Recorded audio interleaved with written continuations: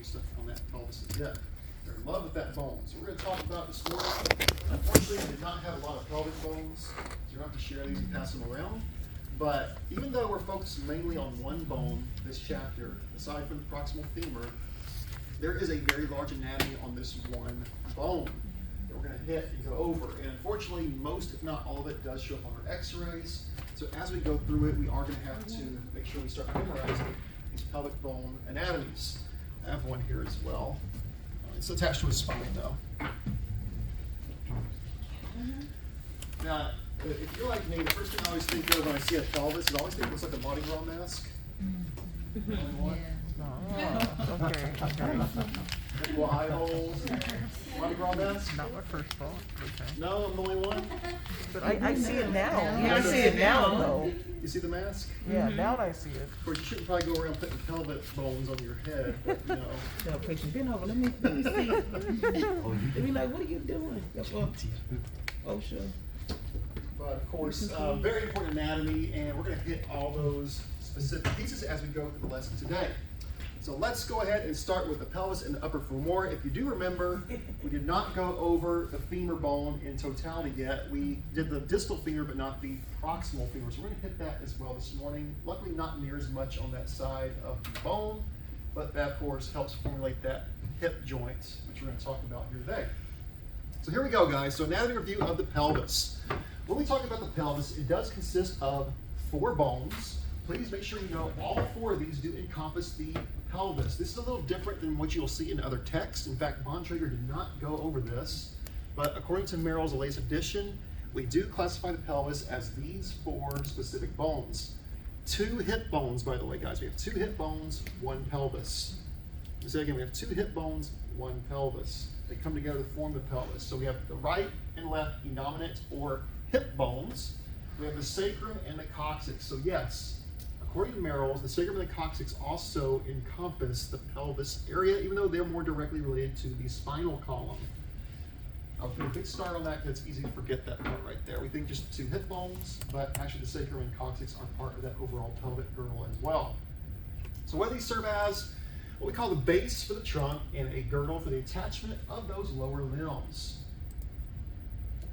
And of course, once again, composed of the 2 hip bones. Those 2 hip bones come here to form that pelvis. Pelvic girdle, 2 hip bones, sacrum and coccyx all together. So I'll write that down because I didn't put that in the notes very well. Pelvic girdle is these 4. Pelvis itself is the 2 hip bones. I may not have said that clear enough when I first started there. Pelvic girdle up here, pelvis itself, 2 hip bones.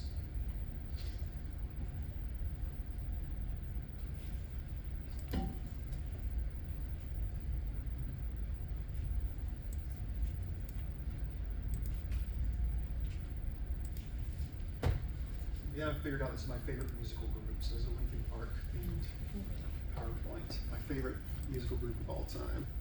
Unfortunately, the singer did take his own life a few years ago. Very sad, but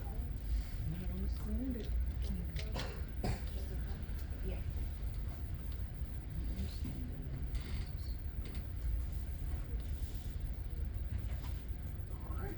So let's start talking about the hip bone. The hip bone has 3 different names. Number 1 being simply the hip bone. Number 2, the os coxae, not to be confused with the os calcis. What do you think Mr. Donahue is going to do to be really mean? Yeah, you don't do that.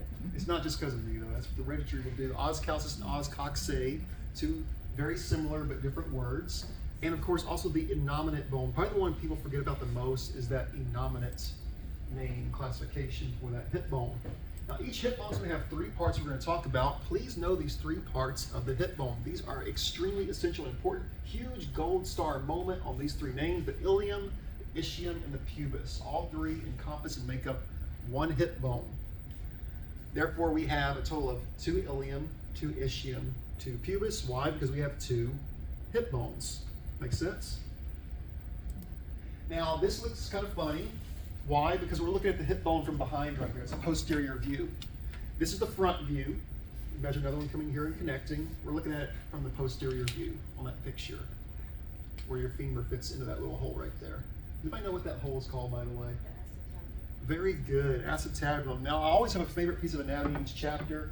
That's my favorite one of this chapter, the acetabulum. I just think it's a cool word. I like words. Now, you can go ahead and write this down. We'll talk about this as we move on. The acetabulum is formed by the junction or the union of these three hip bone parts. So the acetabulum is formed by the ilium, the ischium, and the pubis all coming together and uniting. That's a registered question, by the way. I've seen that one come up. The largest of the three being the ilium, second largest the ischium, the smallest area the pubis. The ilium should sound very familiar because we use that as a palpation point, right? Mm-hmm. The iliac crest, which is why they're named iliac crest, the crest of the ilium.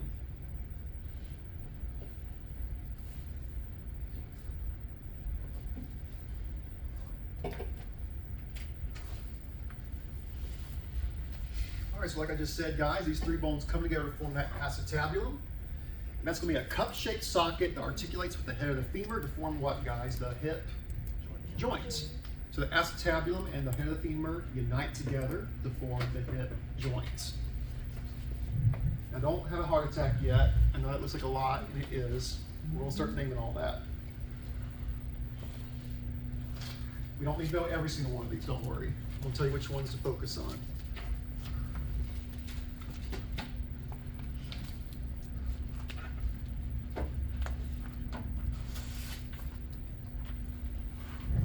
So I think I've said this before, but you'll often, it's almost Thanksgiving and you want to show off your anatomical knowledge with your family and make them aggravated. So, when Momo, I call my grandma Momo. When Momo says she broke her hip, I'm sorry, Momo, you actually did not break your hip. You broke your neck of your femur. Or you actually probably broke your, maybe your ischium or your pubis area. You gotta be specific, Momo. It's not actually your hip. Sorry. I'm a smart aleck like that, I guess. But most often when people say they broke their hip, they actually break their proximal femur. Most commonly.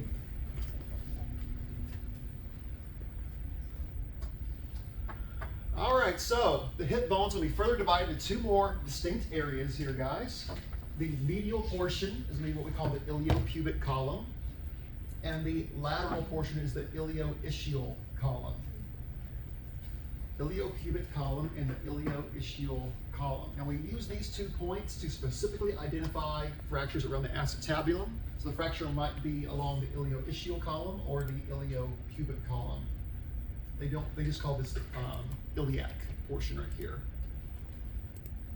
That's superior parts. You said the iliopubic? Iliopubic is medial. Okay, thank you. Ilioischial is lateral.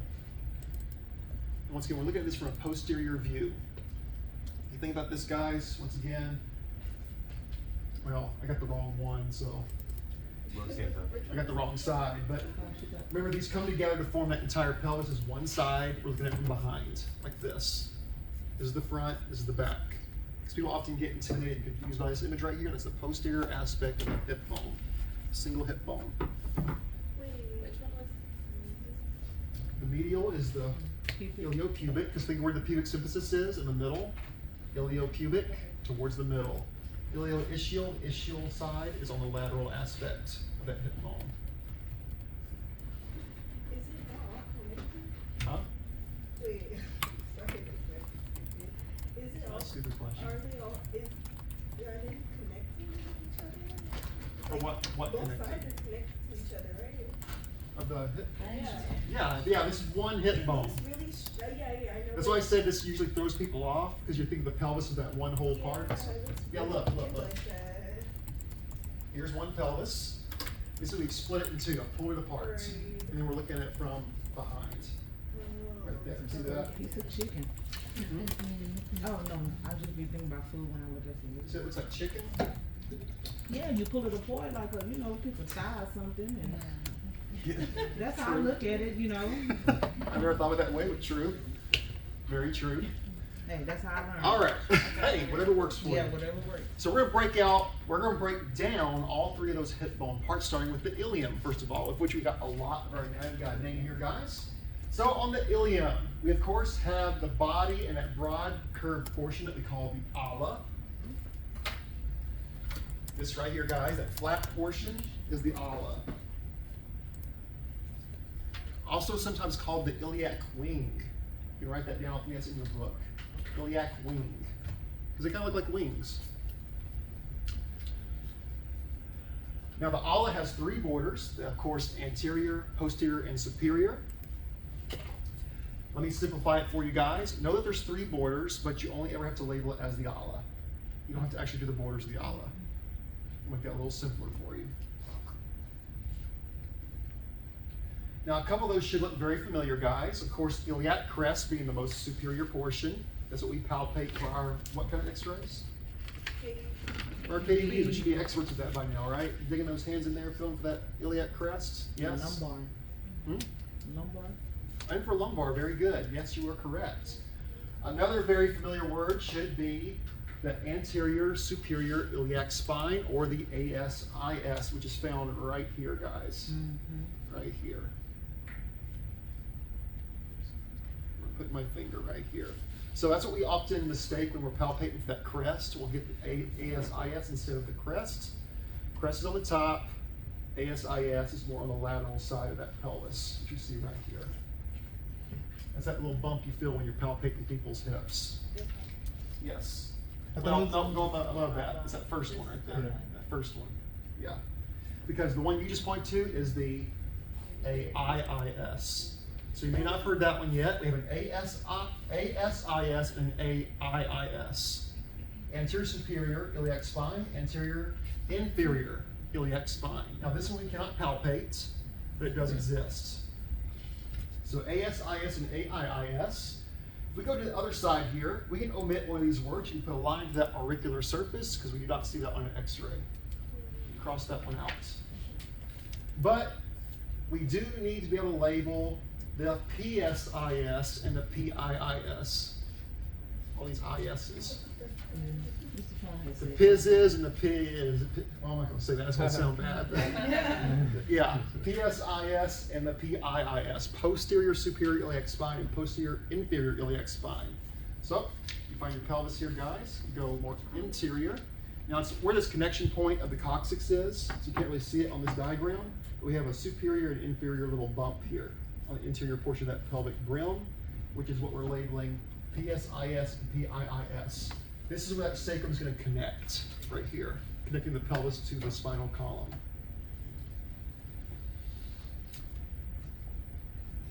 And that would be our main portions of the ilium that we need to know. So auricular surface you can omit, articulate line you can also omit. We're not going to be able to see that on an x-ray. All the rest of those I named, we need to make sure we can label those. Yeah, I've seen that. So PS, forget about here. Yeah, PSIS right here. This is PSIS. This is PIIS. So this is the posterior side we talking about, or On the posterior side. posterior side? Okay. And hang on. Wait a minute. No, This I'm doesn't sorry. look right. I'm looking at it backwards. I'm sorry. I'm looking at it backwards. So, wow, this bone is really funky. This looks different than the one I had just a second ago. Hang on. See, I'm confusing myself. Hang on. Is that the same? Is that the same? I know you don't like me, but that. Is that the same? No, I got two of the same bones. That's why it's throwing me Oh, off. she got one. No, I think you're right, Mr. Donahue. Something They're all wrong. the same bone? No, she has a bone. That's what the picture looks like when you hold it. This is throwing me off. That look close. That look good. Okay, here we go, guys. So this is pubic symphysis. How do you get yourself reoriented here? ASIS, AIIS, PSIS, PIIS, right here. So the P's is on the on the middle. I mean, medial. Yes, the P, this is the medial, because this is where the pubic symphysis connects Okay, right so here. they're on the There's the medial. obturator foramina. Okay. There's the pelvic brim in the middle, guys. Pelvic in the middle, and that's where the sacrum would attach. So the X is That's on where the sacrum would attach. lateral side, yeah. So when they do like a bone marrow, you know, when they take them from the hip, where are they taking it from? When they do a bone marrow, Yeah. from the hip, Probably just from the femur. Likely, because the femur's gonna produce like the most bone marrow of any bone in the body. It's the biggest. Where they would go, they would Are you look talking about for, taking joint fluid out? no, like they were taking bone Like the marrow. flesh Out or of the something? pelvis? Yeah. Yeah, out of the hip, because they would look for They the. don't do it out of the femur all the time. That's interesting. They would always go for the head. Interesting. They would do left or right, and they would I've- switch it. I have not heard of that. That's interesting. Oh, like. So once again, folks, here we go. 4 prominent processes. Know all 4 of these. Make sure you know the shortened term as well as the full word. ASIS, AIIS, PSIS, and PIIS. This is an anterior view here. This is that posterior view again. I got them circled for you, so you can see them from both views. Now, the ones that we can palpate, of course, are only going to be, well, there's only one we can palpate, actually, just the ASIS. The other 3, we cannot palpate. There's too much tissue there. But we can make them out on the x-rays. Of course, once again, that most superior margin is the iliac crest itself, the most palpable landmark that we use in x-ray. Then we have one more piece of anatomy to make sure that we label. If you look on your little bones on the table there, guys, there's a very prominent indentation here. That's the greater sciatic notch. I'm running my fingers right here. And what do y'all think is the significance of that? That's where your sciatic nerve runs through. Correct. You ever have people with sciatica pain, sciatic nerve pain? That's usually where it's going to manifest right there. That greater sciatic notch.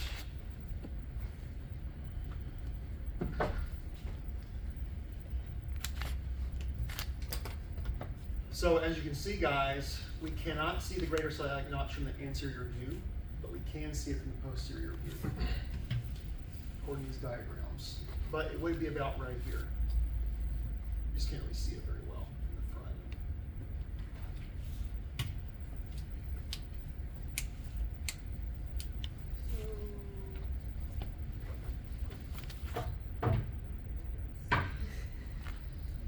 Which side is it? Another thing's throwing me off too.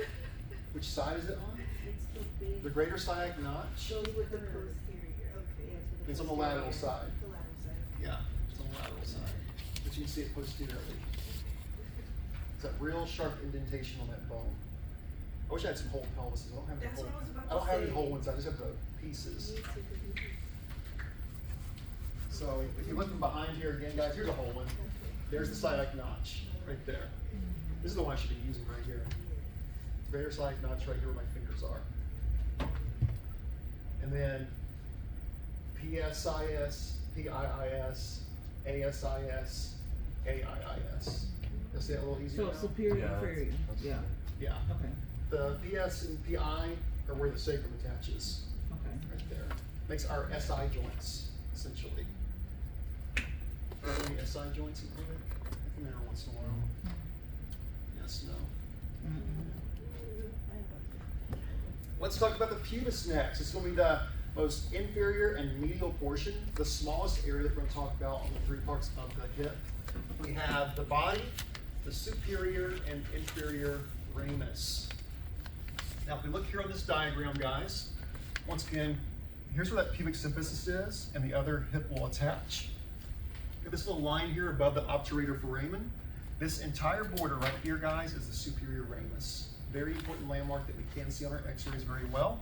But be careful, because whenever we go to this side, only this section right here, where my fingers are, is the inferior ramus. Now, people make this mistake all the time. They label this over here as inferior ramus. This is actually part of the ischium over here. It's a different landmark. So inferior ramus is the medial portion of that inferior aspect that we see right here on the pelvis. Entire superior border is superior ramus. This half right here is inferior ramus. And of course, just the body of the pubis right here. Now, I'll go back to my diagram here, guys, where I'm running my finger right here, superior ramus. Right here is inferior ramus, but it ends about at this point. Where I put my finger, it's just this portion right here, that medial portion. Down here is a different landmark we're going to talk about. A very important one, by the way. The superior ramus, inferior ramus, body of the pubis in the middle here. On an image review, Makes how sense? big is the box gonna be? I'm gonna show y'all. I got some x-rays. Of course, guys, don't forget, even though we don't have it labeled yet, those 2 big holes, they're the eye holes of the mask. Obturator foramina, plural. Obturator foramen, singular. Can't miss those.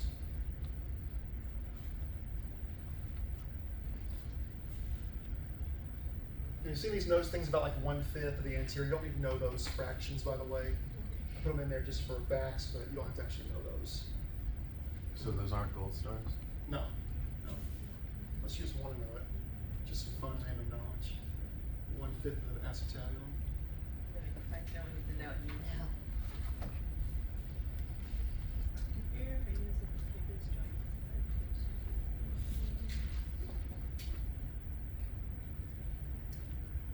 All right, so let's go to that final and third part of the ischium, the second biggest portion of the three parts of the hip bone.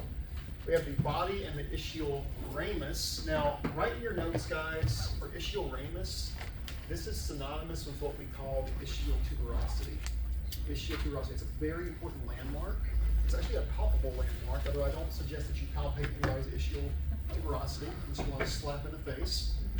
But it's a prominent landmark that we can identify on our x-rays. It's the one people usually mix up with the inferior ramus. To show you what I'm talking about, here's that inferior ramus we just talked about. We're looking at this from the anterior view again. Where it starts to curve on the lateral aspect, this is that ischial ramus or ischial tuberosity. Right here. Right here. And then body of the ischium, we usually don't label that. That's approximately where it's at right there. Is that this pussy cat? Yeah, it is. So showing you on this pelvis once again, guys, let's review. We talk about pubis right here, superior ramus, inferior ramus, where that prominent curve is right there. I'm running my finger. That's that ischial tuberosity or ischial ramus right here. Very important landmark. And to answer your question, Jay, that's a gold star landmark. Cool. Ischial tuberosity or ischial ramus.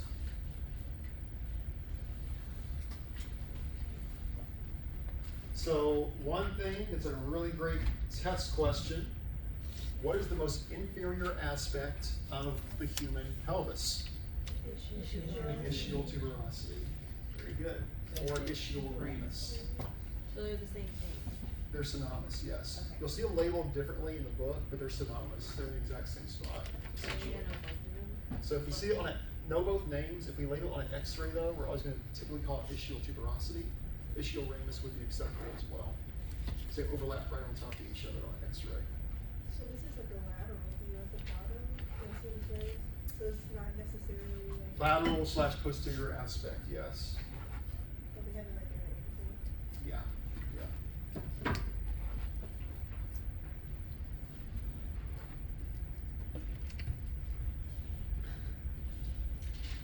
It's gonna make a lot more sense on the x-rays. Okay. The x-rays are easier than diagrams. It will. The x-rays are easier than the diagrams on this one. Cause seeing it with just like with one side is like. Yeah, I know. I think because it's not like a flat bone like this regular. It's a very, actually an irregular bone. Yeah. It's one of those irregular ones that we talked about because it's very bizarre looking. And there it is again, guys, that ischial tuberosity, that expanded portion on which the trunk rests when seated. So when you're sitting down in your chair like you are right now, you're putting all your weight on your ischial tuberosities. Yes, you are. Now we have another, let's see if I can find it on here, ischial spine. That thing's always sneaky. There it is, ischial spine. Right here, that's another landmark that's on the interior medial aspect of the pelvic brim. So let me get my diagram here, guys. If you look down inside that pelvis, where I put my fingers right here, that's your ischial spines. They're like two little points coming interior. A little hard to see to look down in there. Here Oh, and my here. God. Ischial spines. Now they look like little tiny arrows on an x-ray, like little points that you'll see inside the Oh, pelvic brim. yeah, mm-hmm. Not everyone, you can't see it on everybody, it depends on the person's pelvic shape. Some are very prominent, some are very hidden, depending on the person. Your question, Jay? So is that the attachment point for like the glutes and whatnot? Or That's a good question. I'd have to look that up. I'm not sure on that one. Lesser sciatic notch is going to be an indentation right below the ischial spine, not to be confused with the greater sciatic notch, guys. So look closely. Here's that greater.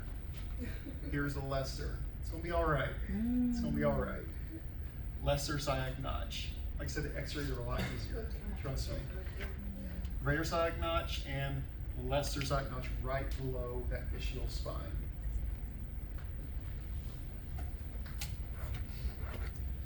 So you'll see once again, guys, these two labeled separately. But for the purposes of the registry and identifying x-rays, these overlap right on top of each other, so both will be acceptable for labeling that part of the anatomy. The ischial ramus and the ischial tuberosity. Do make note of that. Although they are labeled separately, we see them right on top of each other on an x-ray, so both will be acceptable answers. Make sense? We have to use what they Well, that's why we save the best for last. Of course. Rude. So let's review again, guys, looking at these aspects of the hip by themselves before we bring it all together. What do you need to know in these diagrams? I'm just going to go through these one by one, tell you which ones to put a circle on or highlight, and which ones you can omit. Iliac crest, yes. Ilium, yes, because that's the whole section. Iliac fossa, no. You can omit that one. Ala, you better believe it. You can't miss that one. ASIS, absolutely. AIIS, of course. Body of ilium, you can omit that one. Acetabulum, oh, that's my favorite word. I gotta have that one in there. Acetabulum is formed by what three parts, by the way? Very good. Body of the pubis here, you can omit that part. We don't actually have to label that on an x-ray. Ischium, that's a classification, so yes, it's one of three parts. Obturator foramen, of course, we gotta know that. Ischial ramus / tuberosity, yep. Inferior ramus, yes. Pubis is another classification, so yes. Superior ramus, yes. Ischial spine or spinal ischium, we need to know that. PSIS and PIIS, yes, but we can omit auricular surface. You cannot see that on an x-ray. Who's first? Go for it. Go for it. I was just gonna ask, so this is like, the medial side is where the posterior stuff is, and then the lateral side is where the anterior stuff is? Correct. Okay. Once again, this is a front view. Think of a mirror image. Pelvis on the other side connected here. Gotcha. All right, so here's our lateral or back side of the pelvis here, guys. What do we need to know? Still, you know that iliac crest, ilium and ala. You know your PS, PI, AS, AI, all four of those. Body of the ilium, you can omit, once again. Greater sciatic notch, we need to know. Body of the ischium, you can put a line through that one. Ischial spine, absolutely. Lesser sciatic notch, yes. Ischium, yes. Tuberosity, absolutely. Inferior superior ramus, absolutely. Pubis obturator foramen, yes. Body of the pubis, you can put a line through, don't need that.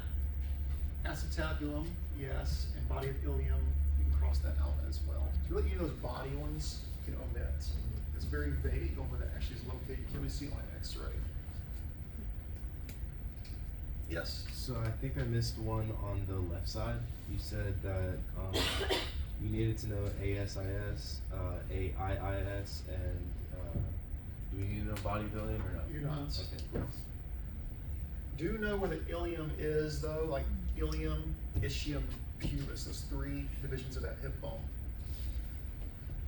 So the pubis is like right below the pubic symphysis? Pubis is this section right here. It kind of makes a backwards C. Right here. This is pubis. This is ischium. This is ilium. So ilium, ischium, pubis. Pubis is that middle aspect. But like, if we take out the inferior and superior ramus, is it like right after? I would say the way I always look at it, guys, if you look at both these little obturator foramen, see how it kind of comes to a little oval-like point here and a little point here? That's where you draw your line. Makes sense? You have to kind of eyeball it a little bit, but it's approximately right here. So if you were going to label on an x-ray, for example, I'll show you on an actual x-ray, so you're like, oh my God, how am I going to put that on a hot spot? If I'm asking for inferior ramus, guys, the safest spot is that medial section right there. If I'm asking for ischial tuberosity, safest spot, the more lateral side. I wouldn't put anything in this midsection here. It's too risky, if you follow me on that. Because that's where that division line is. So here and here are your safe points. The curves. The curves, yes. So on registry, they won't get in the middle. Right? No, they wouldn't be that cruel. That'd be kind of sick. Of course, they are kind of sick, but I don't think they're gonna be that sick. All right, let's hit the femur, guys. A little less complex. Proximal femur. What do we know about the femur once again, guys? That is the longest, the strongest, and the heaviest bone in the body. In fact, it has to be so because it holds all of our torso's weight on top of it. So the proximal unit, we already talked about the distal. We have the two main areas, the head and the neck. Can't miss them. Round portions of the head. Real connection point is the neck. So two large processes. Write these down, put a star on, guys, because I swear everyone always thinks these are tuberosities, and vice versa. We do not have tuberosities in the femur. We have trochanters. So you have a greater and lesser trochanter on the femur. I don't have a femur bone to show off here, but greater trochanter, guys, is that ridge we see right here. Lesser trochanter is going to be down here. Now, depending on how we turn the leg, you'll see one of those in profile. So much like the humerus, remember how we turned the hand and we saw the greater tuberosity in profile? If I turn my leg, I'm actually going to see the lesser. It's going to be a little bit different than the humerus. If I'm in a regular AP, I will see my greater trochanters. When I turn my leg, I will see my lesser trochanters in profile. So it works the same way, but it's a little bit different than the arms. So keep that in mind. We'll be reviewing that. A few other things we need to know. I love this one because it's so obscure, but very important. There's a little hole at the very, very tip end of the head of that femur that we call the fovea capitis. I like that word too. Fovea capitis. You can sometimes see it on an x-ray, depends on the person. Looks like a literal little hole on the tip head of that femur. It's a nerve traveling point. We also have a line that connects the greater and lesser trochanters. You can see it right here. I love this one too. It's the intertrochanteric crest. Intertrochanteric means in between both trochanters. Intertrochanteric crest. It's that division line connecting the greater to the lesser. And you can see that on an x-ray as well. It looks like a little line going through both points. So the main things to know on the proximal femur, guys: head, neck, greater, lesser trochanter, intertrochanteric crest. Of course, body, you already know that. And that fovea capitis on the very, very tip ends. So that femur, of course, fits in with the what we just talked about. Acetabulum, the form, and what kind of joint is that? It's a synovial Boy, joint. yeah, if you missed that one, guys, I mean, ball in socket, I mean, you can't really miss that joint classification. And this is like the first time the head and neck actually looks like a head and neck. It does. It does. So Yes. it's a ball and socket joint and a synovial joint. Ball and socket is the type of joint classification. So ball and socket's how it moves. Synovial is the joint classification. You know, you have the three different names: diarthrodial, infrarthrodial, ball and socket. This would be diarthrodial, ball and socket, synovial. So this is just defining those other things we talked about, guys. Intertrochanteric crest, that's gonna be that connection point between those two trochanters. And make note, this is a great question right here. The two most common sites of fracture in the elderly, which is why I said you can correct Mama and Pawpaw when they say they broke their hip. The most common fracture sites are the femoral neck and the intertrochanteric crest. That's where a lot of osteoporosis forms for a lot of our elderly women. Because osteoporosis is more prevalent in females than males. But the most common fracture sites, femoral neck and intertrochanteric crest. So here and here.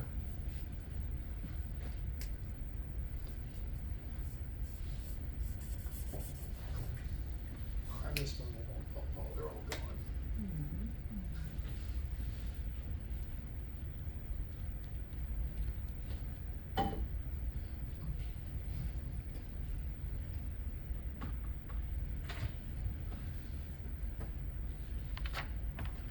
Alright, so we do have some angles of the femur. We do need to know these guys. You know, I hate memorizing numbers, but these are actually some very vital numbers that have been manifesting on the registry. how the femur sits in the body and concords with the rest of the body. So, the angle of that femoral neck will vary based on 3 aspects: age, sex, and stature. Of course, we have different statures, different ways we hold our bodies, and that can severely impact how that femur sits in the body. But for the average adult, and we're going to base everything upon the average adult, the femoral neck projects anteriorly from the body 15 to 20 degrees, and you need to know that, star on that, and superiorly from the body 120 to 130 degrees. That's your average adult right there. The longitudinal place of the femur is 10 degrees from the vertical, typically wider in children, and wide pelvis results in a narrower angle. So the wider your pelvis, the narrower that angle will be, depending on the person. Main things to know, guys, though, right here and right here. These bullet points and this point right here.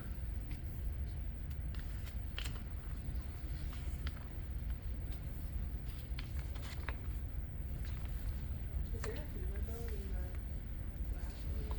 There is, yes. Should have grabbed one, I apologize. Can I get it? If you want to, we're about to have a break here in a second. Okay, yeah. All right, let's talk about the articulations, of which there aren't too many to remember this time. Yay, less joints to remember. I hate memorizing joints.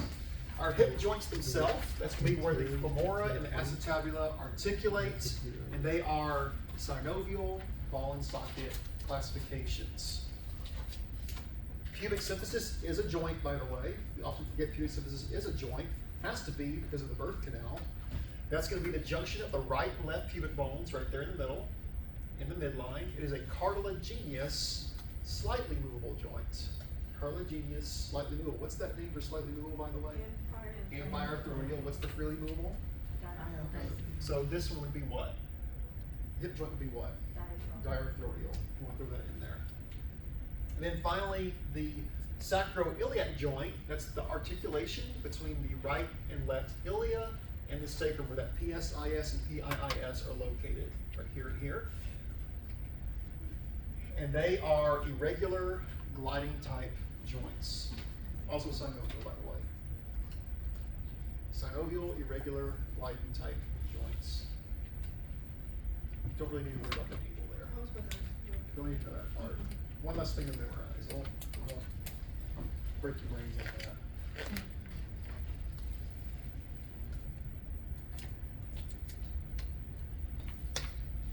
So pubic symphysis, hip joint, and SI joints. Only 3 joints to memorize this chapter. But very important ones. All